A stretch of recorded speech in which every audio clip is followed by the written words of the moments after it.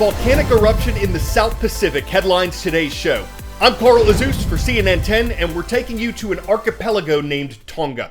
Located about 1,100 miles northeast of New Zealand, Tonga is a small island nation. Its land area is less than a third the size of Rhode Island. Its population is around 105,000, and most of them live on the main island of Tonga Tapu. It's about 40 miles south of where the eruption took place.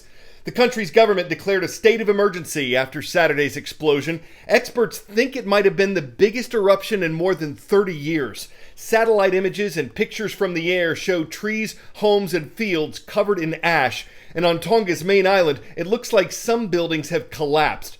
But all of this is only part of the problem. The eruption caused a tsunami, sending massive ocean waves across the Pacific. Tonga's prime minister says some of these waves were almost 50 feet high. These are tremendous forces of water. They reportedly destroyed all the houses on at least one Tongan island. Other areas look like they've been devastated as well. It's just impossible to know how bad the damage is because communication lines were cut off.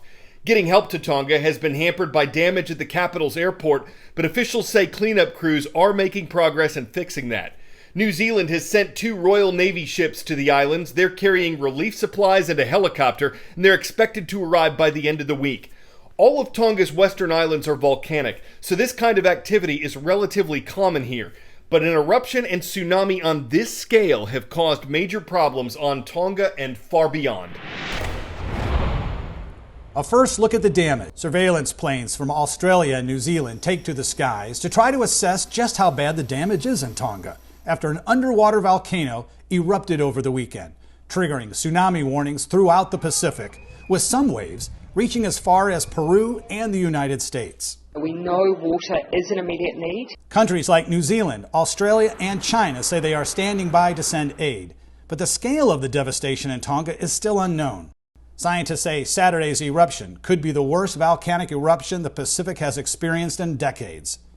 Just a day before, the volcano belted out an ominous warning of what was to come, shooting ash and smoke some 20 kilometers in the air. But it was the ferocity of the next day's eruption that unleashed waves of water around the world. In Tonga, the swells at times reached heights of more than a meter high. No mass casualties have been reported so far. One British woman is reported dead. But the full impact of the volcanic blast is yet to be seen, since the country has been largely cut off from the outside world. The government says phone networks are working again, but international communication is limited because of damage to an undersea cable, which could take more than a week to repair. That's making it hard for some aid agencies to plan their next move. We're roughly thinking up to 80,000 people could be affected, but how many of them are seriously affected? We don't know. Over the weekend, large waves also hit the coast of Fiji, some 800 kilometers away. Tsunami warnings and advisories were issued in parts of New Zealand, Japan, Canada, and the west coast of the U.S. Coastal cities in Peru were inundated with knee-deep water, trapping people on the streets. Police say 2 people died due to the abnormally high waves. A force of nature felt for thousands of kilometers. Officials say they hope they'll soon get a better picture of what happened in Tonga, where not even the volcanic island itself was spared. Satellite imagery shows it has now largely sunk into the sea. Tom Sater, CNN. 10-second trivia. Who is the current U.S. Secretary of Labor? Marty Walsh, Eugene Scalia, Elaine Chao, or Janet Yellen? On March 22nd of last year, the Senate confirmed Marty Walsh as Secretary of Labor. The U.S. economy is in a strange place. Wages have gone up, especially in lower-paying jobs like those in hotels or restaurants, but in many cases, what people get paid is not keeping up with inflation, the rise in prices and drop in buying power that's at its highest rate in decades. The U.S. unemployment rate, a percentage of American workers who don't have a job, that's at 3.9%, its lowest point since the pandemic hit. And that would normally be a good thing, but America still has a shortage of workers. In some cases, the jobs that are available are different than the ones people are seeking, or they don't pay as much. Critics of vaccine requirements say they're keeping workers away, and some people only want jobs with a work-from-home option. Here are some other reasons. Where have the workers gone? It's a question that politicians, economists, journalists all have been asking.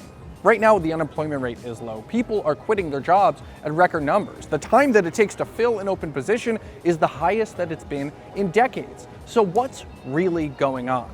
Here are 4 reasons behind the labor shortage. The first reason, daycare. If you have younger kids, right now there's a shortage of daycare workers, and that's even if you can afford it, with costs rising across the board. Older kids were stuck at home during the beginning of the pandemic, learning remotely. Even now, some schools are adopting a hybrid model, which requires students to stay at home some of the time.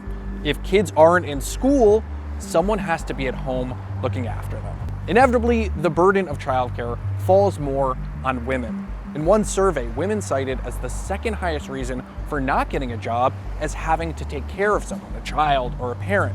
In the same survey, men cited it as nearly the last. The costs and complications of being a parent during a pandemic has led people to weigh the pros and cons of getting a job versus staying at home.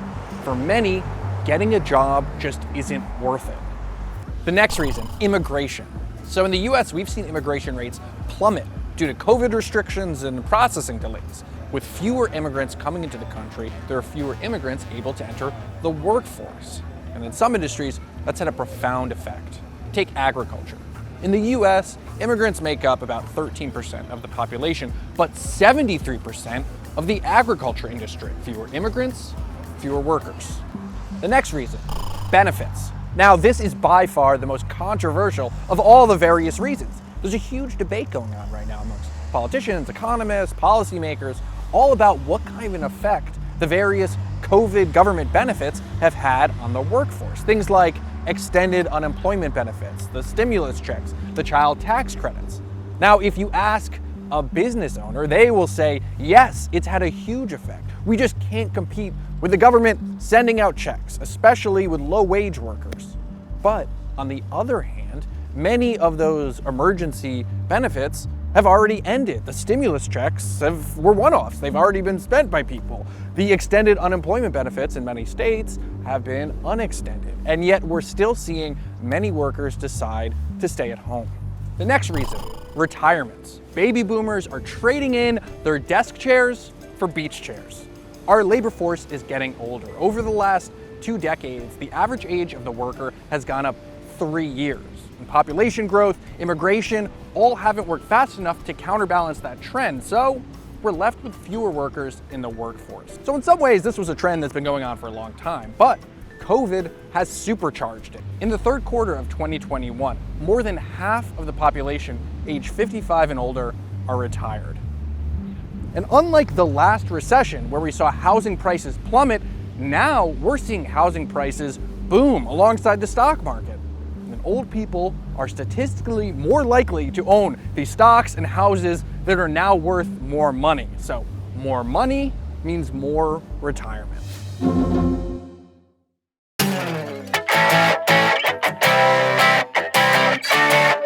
On December 6, 1945, in the aftermath of World War II, a U.S. Army sergeant stationed in Germany wrote a letter to his mother in the States. Nothing unique about that, except that his letter got lost in the mail and it didn't turn up until 2021 at a U.S. postal facility in Pittsburgh, Pennsylvania. The man who wrote it, John Gonsalves, had passed away 6 years before that. But the Postal Service tracked down his widow, Angelina, who'd shared 61 years of marriage to John after the war, and the letter was delivered to her home in Massachusetts 76 years after Sergeant Gonsalves wrote it. I couldn't believe it, and then just his handwriting and everything, it was just so amazing. You can't say we mailed that in. It's an amazing story to the letter. As it unfolded, you could read how it was signed in history, sealed with sincerity, delivered decades later, yet still by hand, just like it was written, and still stamped for the low price of 6 cents, an extraordinarily special delivery. I'm Carl Azus, delivering today's show to Barnegat High School in Barnegat, New Jersey. Our YouTube channel is the only place we look for the schools we mentioned. That's youtube.com/CNN.